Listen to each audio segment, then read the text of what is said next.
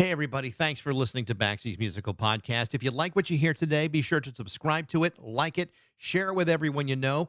And if you could leave a big fat review, that would be fantastic. Also, make sure you check out Instagram, TikTok, and Facebook for regular updates on what's coming up on future episodes. Today, we're brought to you by Metro Chrysler Dodge Jeep and Ram of Chicopee. Visit Metro's state-of-the-art dealership right next to BJ's and Big Y on Memorial Drive, or visit metrojeep.com and drive home in your new Chrysler, Dodge, Jeep, and Ram today. And now, here's my interview with Chris Stein from Blondie on Baxy's Musical Podcast. It's Baxy's Musical Podcast.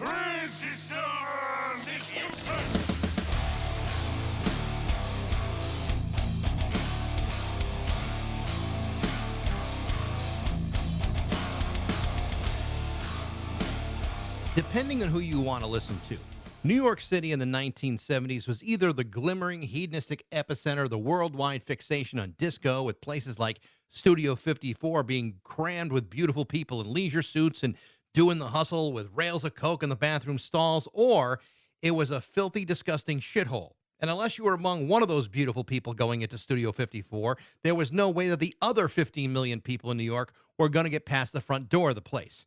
Instead, people who had other intentions had to find their own places to go. People who preferred something a little bit more artistic, with a little bit more integrity, something that appeared to more outsiders rather than insiders. People who were far more moved by the Stooges and the Velvet Underground and the New York Dolls than they were ever going to be about Casey and the Sunshine Band. Over time, places like Max's Kansas City and CBGB's started to attract attention by booking the Ramones, Television, Talking Heads, Patti Smith, and the Heartbreakers.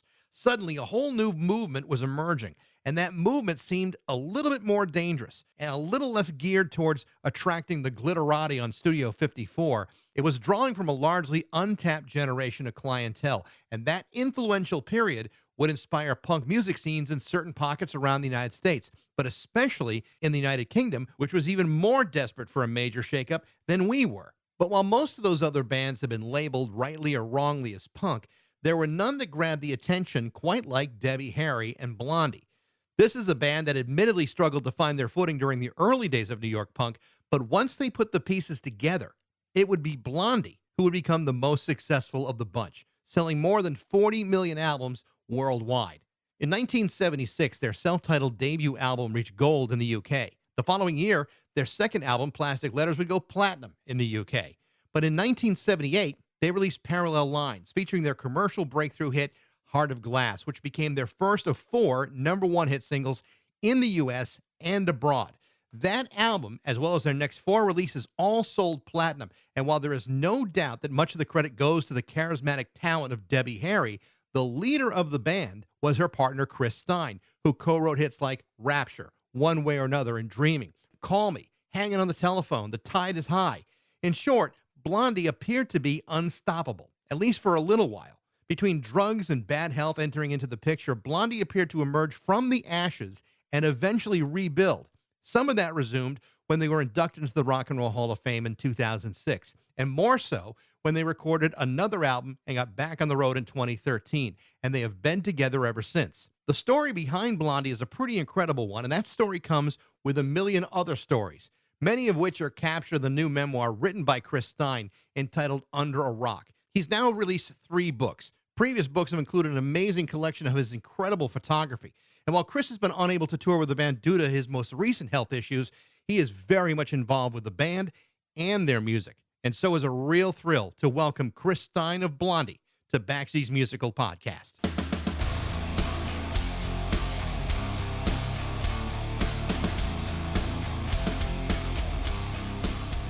Good to see you. Likewise. Hi, thanks. I appreciate you doing this. As you can tell, I literally read the shit through this book. I practically destroyed it getting into it. Thank you. Yeah, I was just in New York a couple weeks ago. My wife and I went to catch a show on Broadway, and every time I talk to someone who was in New York around that time, the mid '70s, it's been quite a few people that I've talked to over the years. Yeah. They always describe a very different kind of New York than the one that exists today. And currently, yes.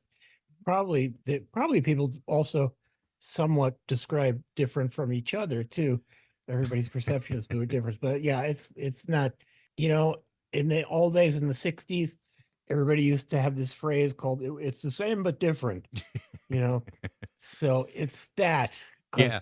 It, a lot of the physicality is the same and the structure and the architecture and all that stuff. But there's so much that's transitioned, has moved on into some other realm. you're talking about a time when you're playing a club that's got filthy toilets and dog shit on the floor to all of a sudden at a place that's selling T-shirts for $300. It's a Yeah, well, totally yeah. different world. I mean, I like Barbados. It's better than if it was a bank, I guess. You know, I mean, he's a good guy. It's just it's a little ludicrous, the whole all that stuff. One of the things that's amazing to me in the book is you are literally writing in the center of all that is going on. 75, 76, 77. And, it represents something, for the rest of us that weren't a part of it, as something historically important, whether it's, culturally or musically or whatever it is. And it's been mythologized over the years, I think, too. But as someone who's actually in the thick of it, you may not feel that way. It may just have a different perspective. How has your perspective changed over the course of time about that period of time in New York? Well, yeah, no, when everybody was in it and doing it, I don't think I think people kind of took it for granted. I think it's gained a lot of cultural momentum in retrospect. Right. You know, it's looking back. I mean, I can't fucking believe, the year 2000 was 20 years ago at this point. That seems crazy enough. So all that stuff, 50 years ago, Yeah. a lot went on since then. But what did I think about it at the time? It was there. We were doing it. It was what it was. That is almost exactly what I've heard from everyone I've talked to, and that's everyone from Chris Franz and Jerry Harrison and Cheetah Chrome and Andy Chernoff from the Dictators. They all kind of say the same thing. It's like there was nothing special about it. It was just where we hung out. It's just where we were doing things, and I think that's it's funny how the mythology has kind of glossed the whole thing over the course of time. It's also caught up to it a lot, the mythologizing and mythology of it all. We did a gig in LA opening for us was Britney Spears. And the headliner was Will Smith, was fucking Will Smith. And he was doing his Men in Black rap song and all this stuff, big production. There was hardly anybody there. And nobody knew who the fuck Britney was at that point. This was right when I think she just released the first album and was just coming up. So everything catches up as time goes on.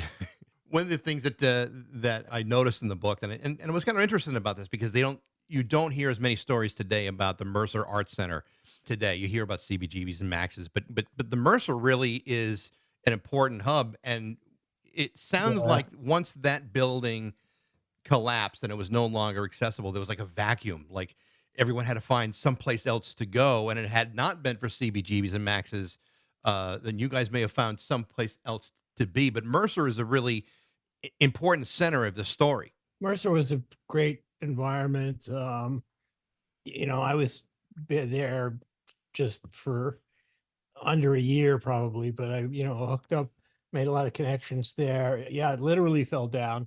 All the storyline is in the book. It was right across from the Bottom Line, but the Bottom Line was kind of more upscale. It didn't cater to, underground type musicians at that point. Certainly not unknown people who didn't have records out, whatever. So, and I'm not sure the timeline if when the Bottom Line first started going, but eventually everybody played at the Bottom Line. But that was like right there on the same block practically. But yeah, Mercer was great. Dolls, Suicide was around longer than the Dolls, and Silver Apples. Yeah. Like I knew one of the guys from Silver Apples a little bit, stuff like that. It was all going on at the time. It's funny when people hear Suicide now for the very first time, they're like going, "Well, is this brand new?" But if you hear it now, Oh yeah, I know. Minimalism. It's so totally. it really does. I mean, it sounds like it could have been released yesterday. It's such a great Yeah, that first. It's like fucking Billie Eilish or something. Yeah, absolutely, absolutely. Obviously, you can't talk about the Blondie story without including Debbie Harry into the narrative, and when you talk about meeting her, it's so interesting the way you describe it. It's so matter of fact. It's so well, yeah, here's somebody that I met. Her name was Debbie. She seemed real nice. It was like it was one of those things, but it's like, well, how else do you meet people? It's like, of course you probably met her that way. But I think people in that whole mythology thing thinks it's like, the heavens opened up and all of a Yeah, sudden Debbie Harry just appears out of nowhere. But that's really not how it happened between the two of you. yeah, no, I went to their gig and I thought she was great and charismatic and was very drawn to her. And then I don't know, a couple of months later, then I started working with their band, the Stilettos. Like, I mean, I kind of, had an ulterior motive was to get to know Debbie better from joining the band, but it all worked out. And we've been friends for 50 years. It's crazy. At what point, after getting involved with the Stilettos, do you realize that the level of that charisma from her? I was, always enamored of her and thought she was great. I always, I never, there were a lot of jealousies in the band later on, but I always kind of identified through her. So but then also we were together. So it was, I always thought she was fantastic and tried to encourage her. So I was in junior high school by the time that Blondie was really at its peak, and I remember, at the time, bands that were considered new wave were only occasionally popping up in radio stations or record stores or whatever. But you guys were such a different story, especially when Parallel Lines came out. It completely blew up, and suddenly you're playing in CBGBs. Next thing you know, you're selling 20 million copies of a record. How overwhelming was that for not just you, but for everybody in the band? I mean, it's a night and day difference between album number two and Parallel Lines. It was very fast. It's standard sort of rising star showbiz story, and there was a lot of pressure. The whole new wave thing was kind of a deliberate backlash against the punk label. There were all these magazines, local magazines like the Trouser Press and New York Rocker, all these guys, and they kind of deliberately wanted to steer it away from what they thought was an unpalatable phrase, which is calling everything punk, which everybody likes now. Now that's, new wave as a category for that period is pretty much gone. Right. And everybody, is enamored of punk. Yeah, everything is punk. And there are people, there's a lot of great bands using a punk format now. You got, Surfboard and Amel and the Sniffers, and all these really, great, furious punk bands, women led, both of those Right. bands.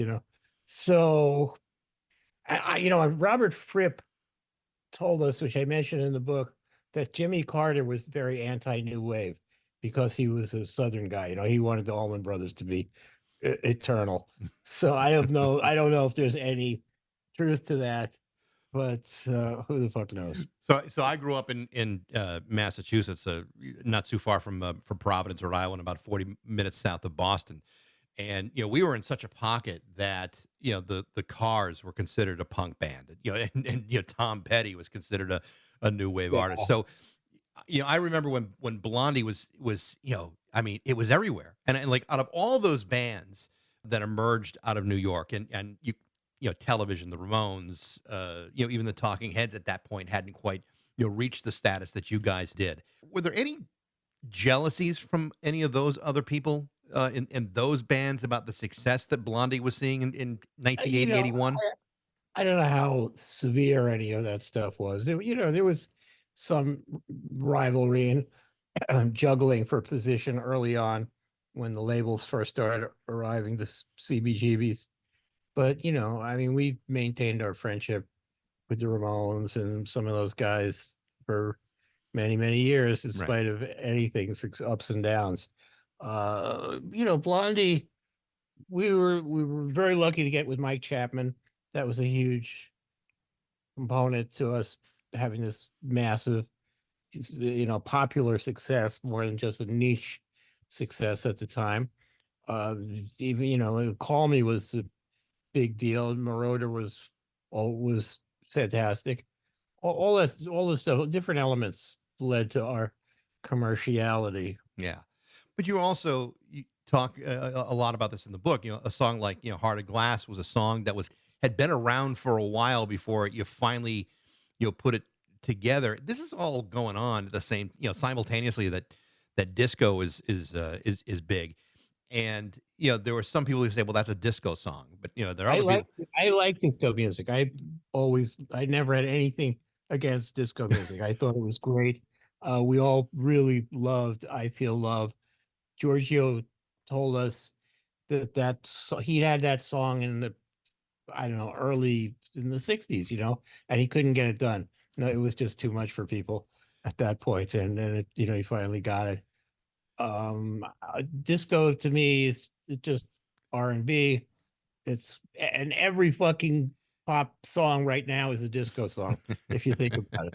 well, Every well, all pop music is dance music now. Well, that's why I want to ask you about it, because your description of it in the book was exactly that, and it was sure there were some goofy elements to disco and maybe some superficial parts to it, but for the most part, it really was R&B, and there's a lot of really great music that emerged out of that. So in hindsight, for me, I never really thought of "Heart of Glass" as a disco song. It was danceable, but not really disco. It was still kind of in that umbrella, for me at the time, as kind of being like a new wave hit. It just happened to be an Yeah, no, enormous new we wave hit. we thought we thought we were referencing Kraftwerk. We Hmm. loved Kraftwerk, with the electro stuff. And Hard Glass also was really evolved as a result of technology, because as soon as we got our hands on the beatbox that could sync up with the synthesizer, that was the foundation for the whole thing. One of the things that Blondie gets credited for, and I agree with this completely, is once Parallel Lines had been released and now you're working on the next stuff, you start to incorporate different musical styles. Reggae, like the Tide is High, and then Rapture comes out, which is really the first commercially successful rap or hip hop record. I gotta believe that when you present these songs to the record companies, who most record companies wouldn't know a good song if it smashed them in the face, they had to be very nervous about the idea of just kind of presenting different genres, maybe untested genres on these Oh albums.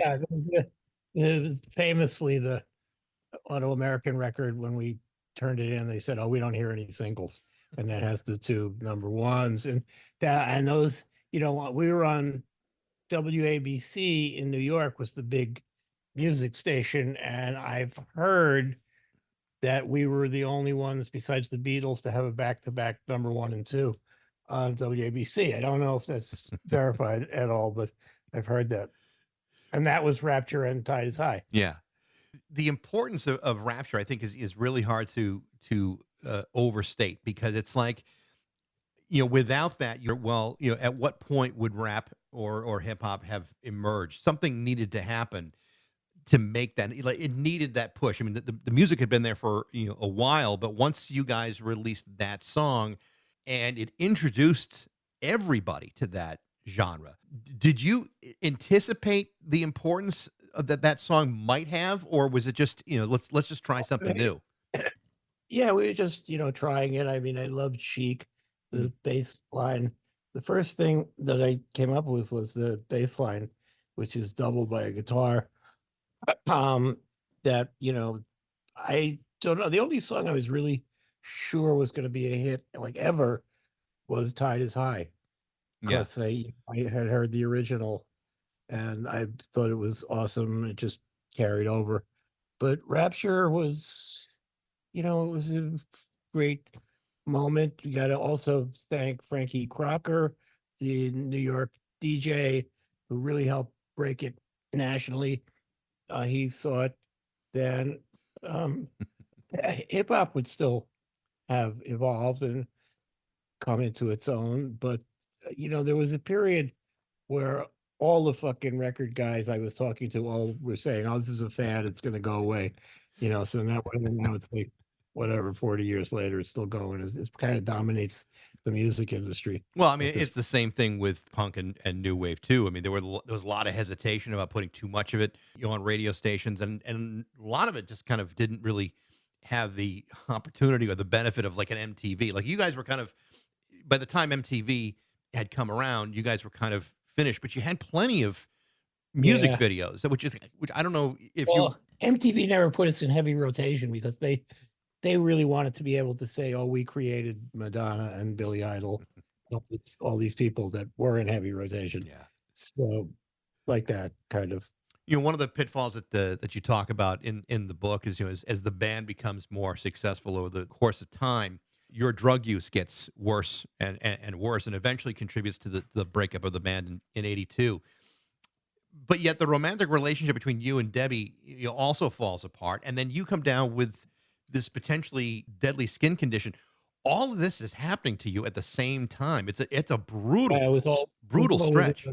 it was always within a few years, but I definitely compromised my immune system from drug use. That was deciding factor for sure. Yeah.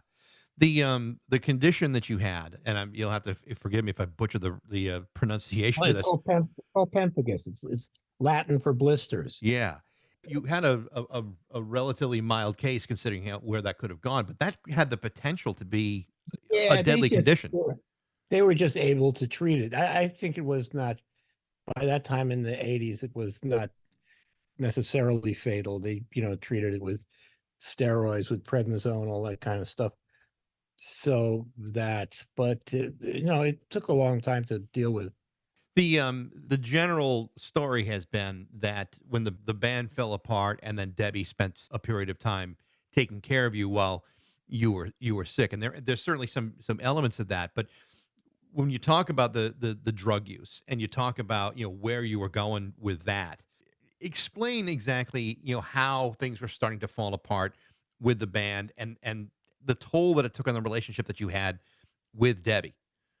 Well, we had, we also didn't really have substantial management and people looking out for us and accounting and all that kind of stuff. So we just had the rug pulled out from us all at the same time, with this me getting sick, having to go into rehab, deal with our drug abuse, financial ruin, as it were. But again, all very standard showbiz tropes. Yeah. That you talked about, like your contracts with record companies, and the early contracts where you basically Yeah, you're three records a year. We owed them three records a year. three records a year, which Yeah. by So we were always in default. yeah, well, So, by today's standards, three albums in a decade would mean you're working too yeah, hard. no, fucking all these kids that do like one every 5 years or whatever. But I mean, when you're young and you have these contracts, kind of thrown in your face. I mean, you don't, like you said in the book, you didn't have the money for a lawyer to look through this. You're just like, well, why not? We should do this. Yeah, it's just all so stupid. I mean, the legal advice we got for signing our first management contract, which is really bad and not in our favor, was with the record company's lawyer, which was just so stupid. But we just, we didn't know fuck all, so we just went along with all this stuff. Yeah, conflict of interest are just something you read in the comic books. Yeah. Well, it's long and involved. We've had lawyers over the years who said, I've never seen anything like this, and as the room full of papers is delivered representing our legal lives. We talked about the length of the relationship that you've had with Debbie, and the fact that it remains very friendly and very cordial. But you've also, and people don't talk about this nearly as much, and they probably should. You've also had a very long-standing relationship with Clem, who is really the longest serving member of the band apart from the two of you. Yeah, I had Also, I've been married for 25 years. right, We exactly. had our anniversary like 2 days ago. Oh well, congratulations. Thank Um, you. I interviewed Clem a couple of years ago when he was doing this side project. I think Elliot Easton from the Cars, and he was a really interesting guy. But the length of that relationship is pretty significant. Tell me a little bit about Clem, not just as a drummer, but as a bandmate and as a friend and as a collaborator. Great character, and he's I always say he's like living the dream because he really, when we met him, he was had we went over to his house once or twice, and he was kind of run down situation. You know, he wasn't well off certainly, but his room was stacked with Tiger Beat magazines, all these old school music magazines, and he's always been deep. Clem knows more about fucking music than anybody. If Clem went on quiz shows, he would he could just retire Yeah. as a wealthy man, just answering, you know, who's in what band and what albums they play on and whatever the fuck, you know. But he's a good guy. He's got a good heart. You know, he's a little too loud on stage, but What drummer isn't? yeah, yeah. Well, you know, Questlove maybe knows how to keep it down, but he, you know, it's certainly worth it, and everybody loves his flamboyant style. Yeah, absolutely. I want to talk about touring a little bit because I mean, early in your career with Blondie, you guys toured relentlessly. I mean, the schedule, as you describe it in the book, it's just like it almost like never stopped, and you guys rarely Yeah. took a real long enough break to go through all of that, and then to release hits and records, and everybody wants to get a picture with Debbie, and you're involved in so much of what goes on with Blondie. It just sounds like, had you guys been able to take a break, would you think that would have given you guys more time together early on, or did it not really play a part in it? It just sounds so damn exhausting. I was exhausting reading about it. It was a different relationship because you couldn't take a break.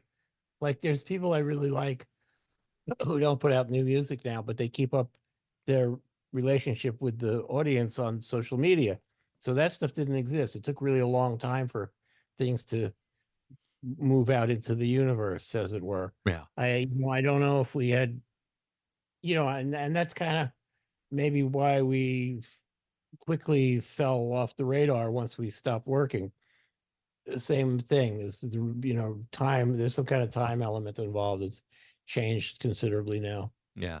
You talked about touring with Iggy Pop and David Bowie and what that was like.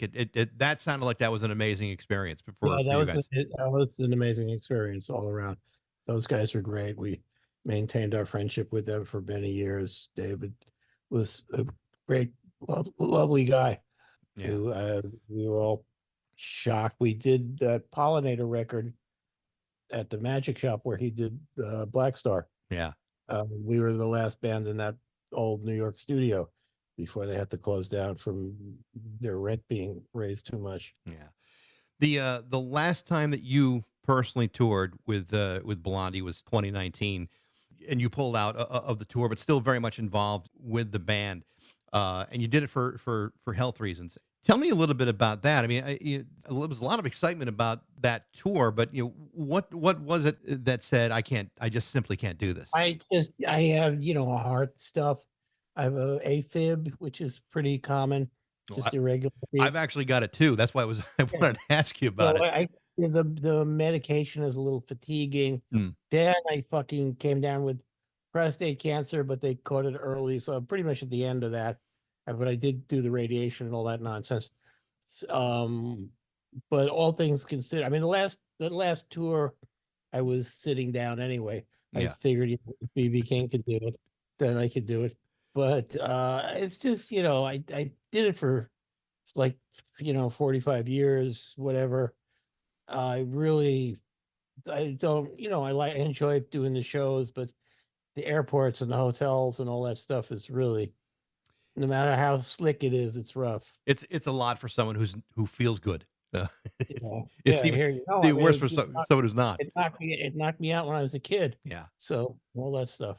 But you had Glenn Matlock from Sex Pistols fill in for That you. is great. We've known Glenn for a long time.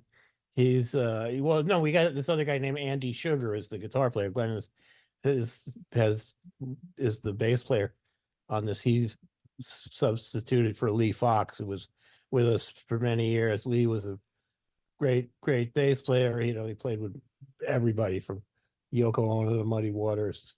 But he also was, fatigued out by the end of the whole thing. Was Glenn like the first person on your mind, or how did that even happen? We had a couple, but we knew Glenn and he was around, he's a good guy, solid, and he's a great character. Yeah. Chris, I really did like the book a lot. It was a good, quick read, but the stories in it are amazing. Even in the foreword that Debbie wrote, she said when Chris Stein tells a story, it's just like, are you serious? It's like, but these stories were all real, and that's what makes the Yeah. book so interesting. It's so cool. Thanks. Well, I'm looking forward to people interacting with it more. I would recommend anybody that reads it be able to look things up because there's a lot of weird references to things. I wrote it all myself over the course of a year and a half. That's it. I'm looking forward to this next chapter, see what happens with the whole thing. Yeah. Chris, it's a real pleasure to talk to you. I've been a fan for a long, long time, and Thanks. and I'm so glad we had a chance to talk today. Thanks for your support. Thank you. The title of the new book from Chris Stein is called Under a Rock. It's out this week from St. Martin's Press. Thanks for listening. I hope you enjoyed it. If you did, feel free to follow it, like it, share it, review it. Be sure to follow us on Instagram, TikTok, and Facebook. You can also email me at bax@rock102.com. I'd love to hear what you think. Thanks to Metro, Chrysler, Dodge, Jeep, and Ram of Chicopee, and thanks most of all to you for listening to Baxy's Musical Podcast.